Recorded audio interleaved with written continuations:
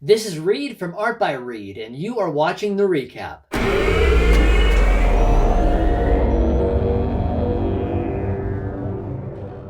If this is your first time here, The Recap is a video blog adaptation of my monthly email newsletter. You can get the same content in abbreviated format sent directly to your email inbox by subscribing via the link in this video's description. Today, near the end of this video, as part of my An Author Answers segment, I will be answering the question, why do I write short stories and poetry? If you want to skip ahead to that section, you can click the bookmarked links in this video's description. In the meantime, I'll be discussing my usual project updates.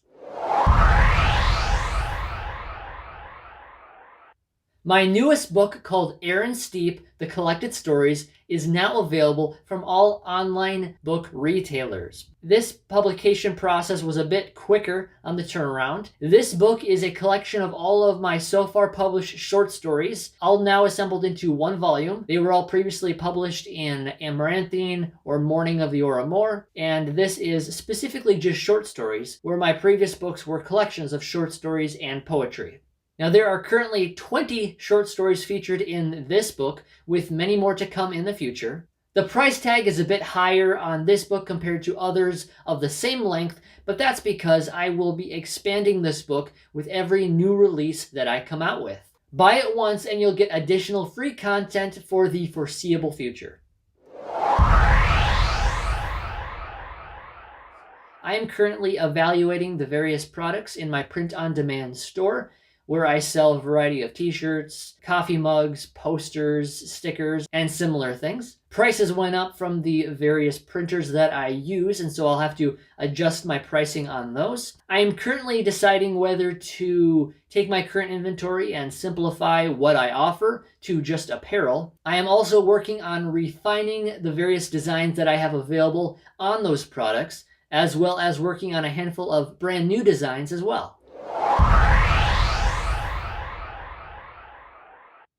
Now, typically, I'm someone that likes to keep to myself. But one thing I've been trying to do, as I've been talking about over the last few episodes, is improving my engagement on social media. One thing in particular I'm honing in on right now is connecting with people in the similar field, specifically other authors, those who are either just recently published or are still working on their own books, but people who are generally in the same kind of place as I am. My goal is to find a group of like-minded individuals to build an online community with. I intend to promote their works, to comment on the things that they publish, and to help them out, because I know I would love to have that same kind of support myself as well. Recently, I signed up to receive an advanced reader's copy for one particular author that I found on Instagram, and I'm excited to be looking at that once that comes out. In future episodes, I'll have to give some of these incredible authors a proper shout out.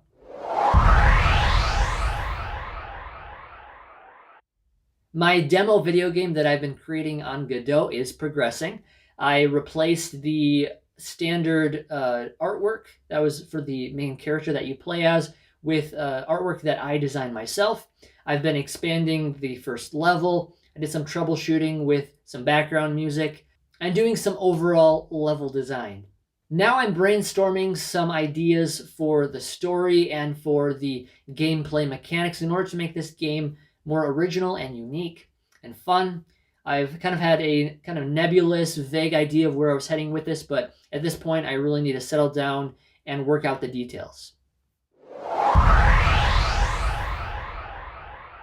The next issue of the Heroes of Superior Island is still in the storyboarding phase. I have around 30 sketches lined up so far, but there's still a while to go yet on that. My yet-to-be-revealed comic book reboot is only about 40% complete so far, and so it's going to be at least another year or more before this one is finished.